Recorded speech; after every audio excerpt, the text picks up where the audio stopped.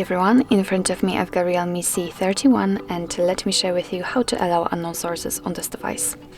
So first of all we have to enter the settings, and now let's tap on apps and notifications. Here we have to enter special app access. As you can see, this option is at the very bottom, and here let's find install unknown apps.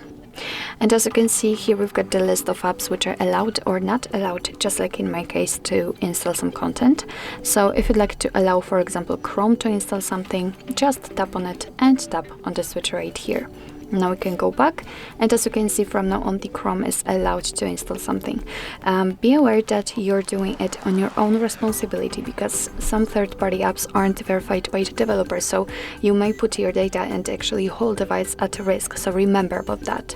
And of course it will work the same with all other apps which are on this list. And you can turn off all previously given permissions and just go back to the, for example, Chrome in my case, and tap on the switcher. And as you can see, from now on the Chrome is not allowed to install anything. So actually this is it. This is how to allow unknown sources in your REALME C31. Thank you so much for watching. I hope that this video was helpful, and if it was, please hit the subscribe button and leave the thumbs up.